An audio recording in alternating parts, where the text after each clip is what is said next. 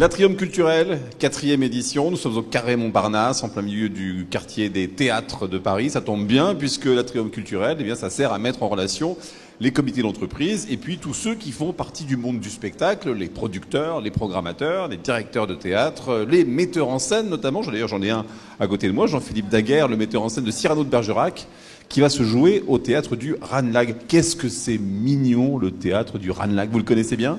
Bah oui, c'est vrai que c'est... Moi, j'arrive de province et c'est vrai que quand je venais en visite à Paris, ça fait partie des lieux cultes du théâtre. On rêve de jouer un jour dans ce lieu qui est quand même partie du patrimoine culturel de la ville de Paris au niveau du théâtre. Exactement. Pour ceux qui ne le connaissent pas, le théâtre du Ranelagh se situe donc pas loin du métro Ranelagh, pas loin de la maison de la radio. La Muette, c'est le plus proche. La Muette, c'est vrai que c'est plus proche, la Muette. Proche. Donc dans le 16e arrondissement de Paris. Alors ça paraît comme ça un petit peu pompeux. Ben oui, c'est vrai que ce théâtre un petit peu rococo, comme ça, un petit peu en bois. On se croirait dans une ancienne, un pub anglais avec ses pans en bois. C'est à peu près ça, non ? Ça fait penser à ça. Moi, ça me fait penser à des églises un peu espagnoles au Pays Basque. Moi, je suis originaire du Pays Basque et il y a une église magnifique à Saint-Jean-de-Luz. Et c'est vrai que je pense à ces boiseries peintes et tout ça. Bon, du Pays Basque à la Gascogne, finalement, il y a pas loin. Il n'y a qu'un pas. La Gascogne regroupe un petit peu tout le sud-ouest et le Midi-Pyrénées. Donc, Voilà. Vous aimez bien ça, les Gascons ? Ben moi, c'est vrai que je suis très influencé, étant d'origine basque, par Cyrano de Bergerac. En plus, Edmond Rostand, avec la fortune qu'il a amassée grâce aux droits de cette pièce, a construit un musée, une maison exceptionnelle avec des terrains à la des jardins à la française à Cambo-les-Bains, dans le Pays Basque. Donc moi, je suis originaire de Saint-Jean-Pied-de-Port, j'habite à 20 km de Arnaga, et toute ma vie, enfant, passée devant Arnaga en se disant, c'est là que Edmond Rostand a habité après avoir créé Cyrano de Bergerac. Donc du coup, c'était comme une évidence pour vous, un jour ou l'autre dans votre carrière, de mettre en scène ou de jouer dans Cyrano de Bergerac. Je pense que quand on aime le théâtre, classique, et c'est vrai on rêve un jour de pouvoir ou jouer ou mettre en scène Cyrano de Bergerac. C'est partie des objectifs qu'on peut se faire quand on est jeune débutant dans le théâtre. On se dit si un jour on peut se confronter à Cyrano, et j'ai eu la chance de pouvoir le faire. Ouais, c'est vrai que c'est un vrai objectif, un vrai rêve que j'ai pu réaliser. C'est la première fois ou c'est pas la première fois que vous le Non, on l'a déjà créé à Cambo-les-Bains, dans le musée d'Arnaga. C'est une coproduction au départ avec la ville de Cambo-les-Bains. Comme il y avait un énorme festival chaque année dans les jardins qui est magnifique, on y jouait beaucoup de Molière, on a joué du Hanouille, on jouait beaucoup de spectacles là-bas. Et le directeur du festival m'a fait le cadeau de me dire pourquoi on ferait pas un Cyrano là-bas. Et on a eu la chance de retrouver des partitions inédites de l'œuvre qu'on a utilisées pour la première fois sur scène, notamment le chant des Cadets de Gascogne. Et à partir de cette musique, on a eu la chance aussi de collaborer avec un musicien exceptionnel qui s'appelle Petr Ruzicka, qui est violoniste et qui fait le double de Cyrano dans le spectacle et qui a créé des musiques à partir des partitions de Rostand, créé des musiques et il joue le double de Cyrano, ce qui amène une note très musicale et lyrique encore plus grande à l'œuvre. On rappelle en quelques mots l'histoire de Cyrano de Bergerac pour ceux de nos téléspectateurs qui ne la connaîtraient pas, une histoire d'amour contrarié en fait. Oui, c'est un homme amoureux de sa cousine depuis toujours, amour fou, mais qui est complexé par sa laideur puisqu'il a un grand nez. Et du coup, il va utiliser la beauté d'un autre homme dont elle est devenue amoureuse spontanément. Et il va lui demander d'être le corps et lui l'âme. Donc il va se servir de ce corps pour transmettre son amour à travers sa poésie. Qu'est-ce qui vous plaît dans l'œuvre de Cyrano de Bergerac ?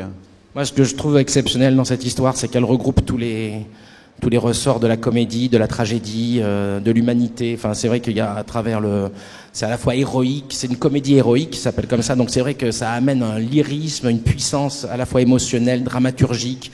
On rit, on pleure, une forme de force puissante dans l'amitié aussi avec les Cadets de Gascogne. On se retrouve, on est dans un théâtre au début, après on se retrouve chez un pâtissier, après on se retrouve à la guerre, on se retrouve sous un balcon, on se retrouve dans une église. C'est une œuvre, c'est une épopée vivante, puissante, avec une écriture exceptionnelle et une émotion. Voilà, c'est pour ça que c'est, à mon sens, un des grands chefs-d'œuvre de la littérature française, du théâtre français. Et ça ne vieillit pas. On n'a pas l'impression que ça fait vieillot, quoi. Les sentiments sont toujours les mêmes, la manière de déclarer son amour. Bon, c'est pas dit de la même manière, mais ça reste quand même assez contemporain. C'est la force des grandes œuvres classiques de traverser le temps. C'est pour ça qu'il y a encore beaucoup de monde qui est touché en voyant ces histoires-là, parce qu'il y a eu chez les auteurs de théâtre qui continuent à peupler le théâtre français, il y a cette force dramaturgique, émotionnelle, d'avoir saisi quelque chose d'éternel chez les êtres humains, leurs qualités, leurs défauts, leurs émotions. Donc du coup, comme l'écriture est magnifique, à travers des sentiments extrêmement contemporains et universels, ça traverse le temps. C'est pas que Cyrano sera, à mon avis, dans 500 ans, toujours à l'affiche.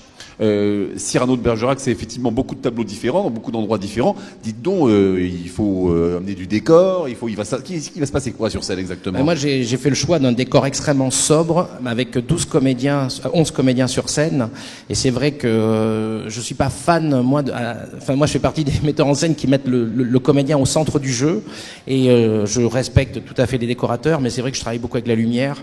Et j'aime bien quand un élément de décor raconte une histoire. Voilà, j'ai pas envie de recréer tout un salon, je mets un élément du salon et je laisse la part au spectateur d'imaginer ce qu'est le décor. Donc moi je fais un travail de compagnie, de troupe, avec une énergie multiple de la part de mes comédiens qui se dépensent comme des malades sur scène. Je suis sur un théâtre d'énergie, de générosité, de transmission, et c'est vrai que j'ai toujours peur de noyer cette énergie dans des décors qui prendraient le dessus sur ce qui est pour moi l'essentiel: un comédien, un texte, et qui transmet le plaisir de jouer des chefs-d'œuvre à des spectateurs. C'est des copains, les comédiens? Ah oui, c'est des gens avec qui, pour la plupart, je travaille depuis plus de 10 ans. C'est vrai que voilà, j'ai une compagnie avec mon épouse qui s'appelle Le Grenier de Babouchka, et on démarche beaucoup de spectacles contemporains et classiques. Mais c'est vrai que le classique, les grands spectacles classiques, moi j'aime les spectacles de troupe, j'aime qu'il y ait du monde sur scène. Donc 90% de mes spectacles, il y a à peu près 10 comédiens sur scène. Et ça fait quand même une sacrée personnel à gérer, quoi, parce que voilà, 12, là, c'est ça, 12. Hein. Là, il y en a 11, mais là, on crée le CID, il y en a 12. On a le bourgeois gentilhomme à la rentrée. Il faut du costume quand même. Il faut du costume. Alors moi, c'est vrai que par contre, on met le paquet sur le costume. On peut pas mettre le paquet sur tout. Ah non. Mais le costume, c'est quand même la peau de l'acteur, du comédien. Et c'est vrai que je suis très... je suis très méticuleux et le costume pour moi est un élément extrêmement important. Vous les trouvez où d'ailleurs? C'est quoi? comme vous jouez beaucoup de pièces classiques, c'est des costumes d'avant que vous recyclez un peu, vous enlevez une collerette et rajoutez une plume? Comment ça se passe? Avant, quand on a démarré la compagnie, on recyclait beaucoup, comme beaucoup de compagnies qui démarrent. Et c'est vrai qu'aujourd'hui, on a la chance de pouvoir produire avec un peu plus de moyens. Donc c'est extrêmement rare que nous recyclions. Puis les costumiers, ils ont du mal à vouloir recycler. Ils ont envie de créer eux-mêmes. Donc ça fait partie du jeu. Moi, je recycle pas. À chaque fois, il y a des nouveaux costumes pour chaque spectacle. Vous jouez? Vous faites que de la mise en scène? Je joue, mais pas dans Cyrano. Je joue dans une pièce de Jean Anouilh en tournée actuellement. Mais c'est vrai que c'est difficile. Je joue rarement dans les spectacles que je mets en scène. Je trouve ça extrêmement dur d'être à la fois à l'intérieur et à l'extérieur. Enfin, c'est compliqué. Donc je joue quasiment jamais dans mes spectacles. Il n'y en a qu'un où je me suis octroyé un petit rôle. Mais du coup, vous faites quand même un peu 2-3 spectacles en costume? Oui. Donc ça vous arrive de mettre la collerette? Oui. Moi, je me débrouille pour jouer dans ceux où il n'y a pas de costume. Parce que je trouve ça extrêmement éprouvant de jouer dans des spectacles en costume. Ah oui. Et il y a beaucoup de comédiens qui adorent ça. Et moi, j'ai partie des comédiens paresseux et je me suis distribué dans Jean Anouilh parce qu'il n'y a pas de costume compliqué. Mais c'est vrai que ça, après, c'est... Mais c'est vrai qu'un acteur ne joue pas de la même manière en jean ou en veston qu'avec une collerette, avec des collants, des talons. Ça participe également à la transformation de l'acteur. Exactement, oui. Et vous, c'est pas votre truc, c'est dommage. Moi, j'adore le regarder au théâtre, mais en tant que comédien... je pense que j'ai trop lâché ma part de comédien, plus en tant que metteur en scène, pour aller. Si je me dis, si je dois jouer dans un spectacle, je préfère espérer de pas avoir tout le tintouin, la perruque et tout ça. L'interprétation de Weber, de Depardieu, ce sont des personnages que vous regardez, ce sont des comédiens comme les autres, ça vous inspire, ça vous écrase? Moi, j'ai démarré. Pour moi, la référence du Cyrano, c'est quand j'étais enfant, ma grand-mère m'a offert un 45 tours. C'était Daniel Sorano qui disait la tirade du nez. Ça a été le premier grand Cyrano du XXe siècle, qui a joué pendant des années au Grenier de Toulouse. Il y a eu une captation à la télévision que j'ai vue moi et qui m'a marqué. Après, celui qui m'a marqué, c'est Gérard Depardieu au cinéma, parce que j'ai trouvé le film excellent et lui formidable. Sauf que ce n'est pas du théâtre, et je pense que Depardieu ne peut pas jouer Cyrano au théâtre comme il le joue au cinéma, sinon on ne l'entendrait pas. Donc il y a un effort à faire au théâtre, indispensable, qui n'a rien à voir avec l'outil du cinéma. Donc Depardieu au cinéma, c'est génial parce que ça a popularisé encore plus l'œuvre. On a beaucoup de spectateurs qui viennent voir le spectacle parce qu'ils ont vu Depardieu au cinéma. Donc oui, super. Mais c'est vrai que j'ai la chance d'avoir un acteur qui s'appelle Stéphane Dauch qui joue Cyrano. Moi, perso, je vais être très chauvin, mais il a eu le prix à Avignon l'année dernière de la meilleure interprète, meilleure révélation, tout ça. C'est un acteur exceptionnel et les gens qui ont vu Santini, Weber, tous les stars dedans qui l'ont vu jouer ont tous été époustouflés par la performance qu'il fait, qui est très différente puisque je fais un Cyrano qui est extrêmement physique, qui est pas le spectacle est extrêmement énergétique et donc du coup il se dégage une force, une énergie qui est extrêmement différente de toutes les autres interprétations qui étaient un peu plus posées. Voilà. Donc lui se bat, donc il se bat avec les mots, avec les vers. On est dans quelque chose de plus physique. Du coup, comme vous êtes metteur en scène, vous devez aussi mettre en scène des combats. Oui. Vous êtes quoi, un peu maître d'armes aussi? Alors non, j'ai employé un maître d'armes qui a réglé les combats, comme j'ai employé quelqu'un pour les musiques, pour les costumes. Donc moi, je chapeaute le combat, je m'en mêle un peu, mais c'est vrai que je laisse ça aux spécialistes. Et c'est vrai que j'adore le combat. Vous pouvez nous montrer un peu comment face à moi? Regardez, mettez-vous devant moi. Il faut que je vous montre quoi? Ouais, bah comme quelques pas, comment on avance, comment on recule. Mais en fait, c'est plus des bottes secrètes. On s'y attend pas. Puis, on est embroché. Voilà. C'est parti. C'est des trucs. Il faut être rapide et l'escrime, c'est quelque chose de compliqué. Pour terminer, écoutez, je vais pas vous coincer, mais je pense pas que je vais vous coincer, mais si vous pouviez nous dire quelques-unes de la tirade de la tirade d'aîné, quoi. C'est pas moi qui joue dedans. C'est un cap. Non, je voulais pas vous quoi. Si vous avez. Non, mais je dis un petit. Alors, oui, il y a agressif. Moi, monsieur, si j'avais un tel nez, il faudrait sur le champ que je me l'amputasse. Amical. Mais il doit tremper dans votre tasse pour boire. Faites-vous fabriquer un ANAP. Après, je sais plus. C'est pas moi qui joue. Hein. Voilà, rien que ça déjà. Là, vous me prenez de. Je voulais pas. Non, mais bien rien piégé. Que ça, voilà. Que je vous l'amputasse, évidemment. Bon.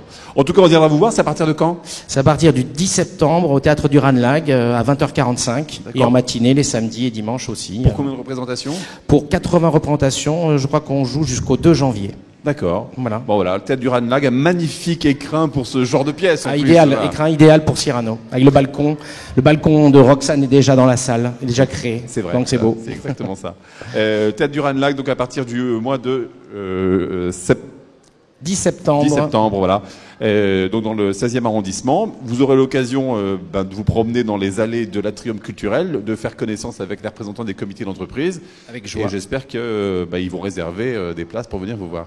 Inch'Allah. Merci beaucoup de votre accueil. Voilà. Bonne journée. L'Atrium culturel, ça continue encore jusqu'à 17h. Tout à l'heure, nous allons recevoir Salomé Lelouch pour la pièce, je vais vous le dire tout de suite, ne vous inquiétez pas, elle va bientôt arriver. Quand souffle le vent du Nord, voilà, il y aura même un extrait de la pièce qui sera joué ici en live. C'est quasiment du théâtre vivant, même si ça n'est qu'un extrait. Et puis je vous rappelle que vous pouvez gagner des invitations pour des spectacles. 250 invitations sont à gagner. Il vous suffit de faire le tour des différents partenaires qui sont présents sur le théâtre, sur l'Atrium culturel, et de remplir un petit bulletin. Vous le glissez dans une urne et vous pourrez gagner des places de spectacle, voire même peut-être des places pour aller au Crazy Horse, voilà, voir de jolies créatures habillées par la lumière. Bref, il s'en passe des choses à l'Atrium culturel. Nous, on se retrouve dans quelques instants. À tout de suite.